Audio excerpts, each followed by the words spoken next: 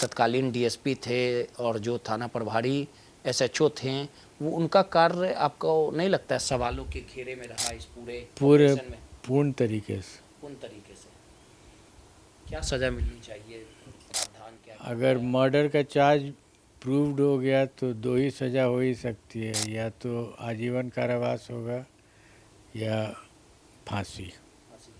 Sir, एक जो SH DSP साहब हैं जगदीशपुर के, वो पहले भी इस तरह के मामले में उन पे दाग लग चुका है, मामला शायद कोर्ट में भी चल रहा है।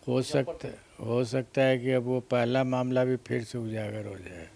फिर से उजागर हो जाएगा। ये भी हो सकता है इन लोगों को फांसी की सज़ा हो जाए सर।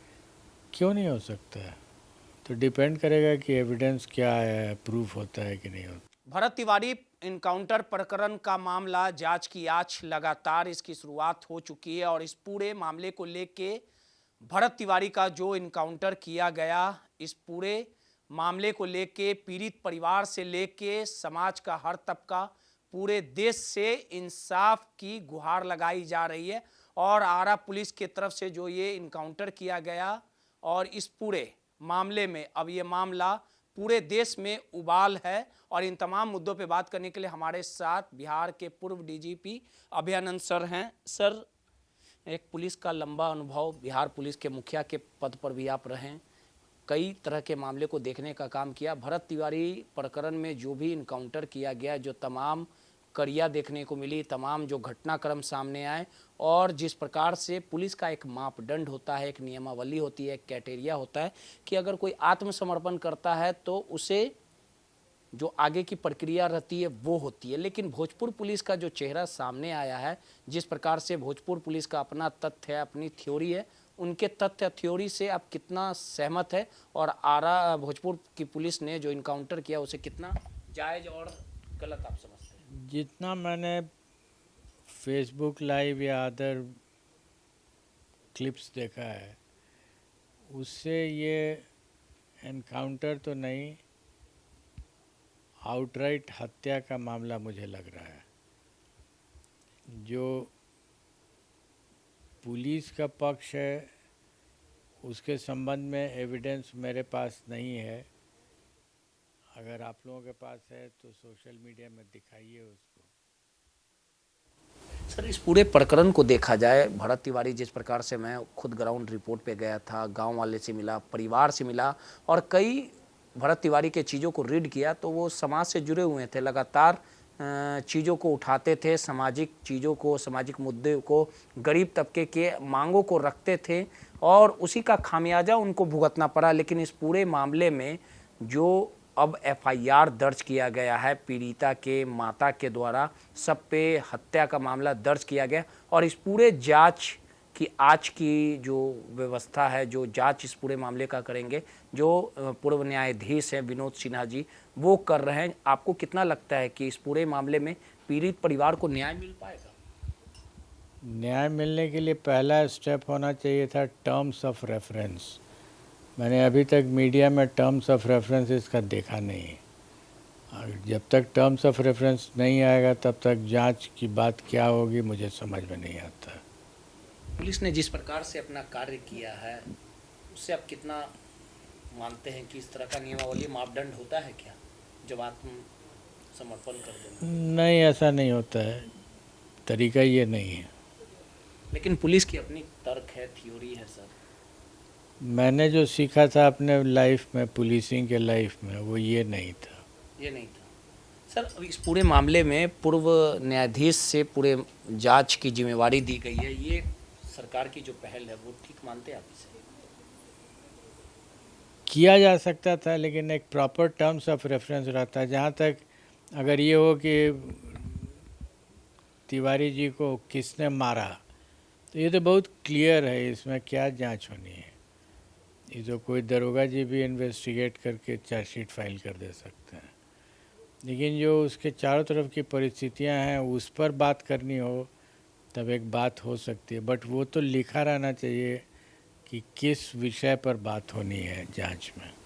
आपको क्या लगता है सर कि कहाँ कहाँ कमियाँ रह रही है? अभी जांच जो अभी तक चल रही है, आवेदन कब दिया गया, एफआईआर कब हुआ, कहाँ कहाँ कमियाँ और ये सही दिशा में जा रही है कि जांच? ये जो कमियां हैं ये सब छोटी मोटी कमियां हैं। जो बड़ा इशू है वो ये कि जो लोग इसको हवा दे रहे हैं, एनकाउंटर होना चाहिए, ऑपरेशन लंगड़ा होना चाहिए, ये सब कहाँ से आ जाता है हमको मेरे समझ के बाहर है। लेकिन लगातार अब इनकाउंटर का दौर जो है वो बदस्तूर जारी तो जो चीज़ गलत होते रहे हर समय, आप कहिए कि गलत तरीके से हम कोई काम करेंगे और 100 बार करेंगे तो सही थोड़ा ही हो जाएगा। आपके नज़र में भरत तिवारी कैसा लड़का था सर, जिस प्रकार मैं से नहीं जानता हूँ, चूँकि मैंने उनसे बातें नहीं की हैं, मैंने उनके बारे में जो घटनाक्रम अभी तक आपने देखा है, लोगों की बात सुनी है, व्यक्ति के बारे में जानने के लिए उससे बातें करनी पड़ती हैं, उसके विषय में समझा पढ़ा आंका जाता है, वो मैंने नहीं किया है। सर एक चीज़ और है, जब इस तरह की घटनाएं होती है कि मान लीजिए आप जब डीजीपी थे और इस तरह की घटनाएं हो जाती है या इस तरह की जो घटनाक्रम है जो देखने को मिला, उसमें अगर किसी का इनकाउंटर करना रहता है तो किस प्रकार से तमाम जो चीज़ें होती है, किनसे आदेश लेना पड़ता है, क्या कुछ हालात रहते हैं, पुलिस को कब लगता है कि हाँ अब मेरे पे हमला हो सकता है, आत्मसुरक्षा पे गोली चला देना चाहिए? आपको पुलिस होना कोई ज़रूरी नहीं है। अगर आप रोड पर जा रहे हैं और अचानक कोई आपको पत्थर उठा के फेंक करके मारना चाहेगा तो आप क्या कीजिएगा? उसके लिए पुलिस होकर के किताब पढ़नी होगी क्या?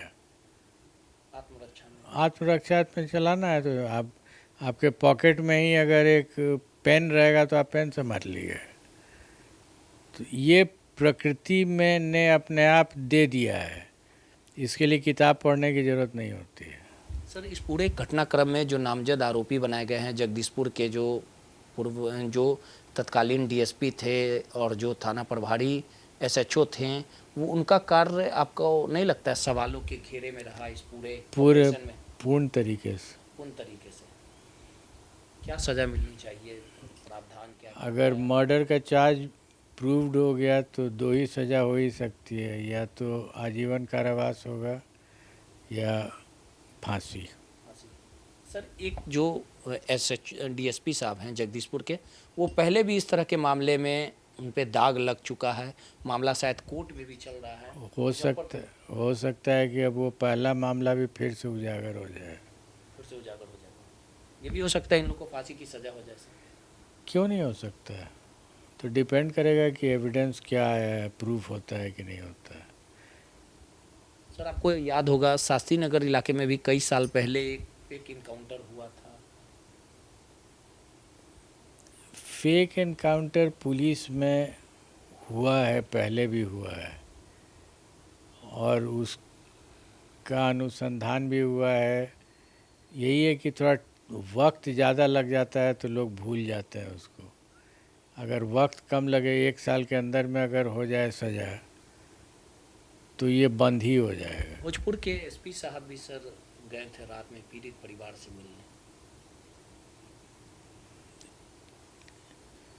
उनका जो जुरिस्डिक्शन है, उनके अंडर में ये घटना हुई है, जाना ही चाहिए उनको। चलिए, सीधे तौर पे बिहार पुलिस के पूर्व मुखिया डीजीपी अभयानंद सर थे, जिस प्रकार से तमाम बारीकियों को बता रहे थे और उनका पुलिसिंग का एक लंबा अनुभव रहा है। उन्होंने साफ तौर पे कहा कि ये सरासर हत्या है, ये इनकाउंटर नहीं है और इस पूरे मामले की जांच हो रही है और आने वाले दिनों में जो भी दोषी होंगे उनके खिलाफ कार्रवाई हो सकती है। जो भी कानूनी प्रक्रिया है वो चल रही है। सहयोगी मुन्ना के साथ रोहित, माईपीडीए समाचार, पटना।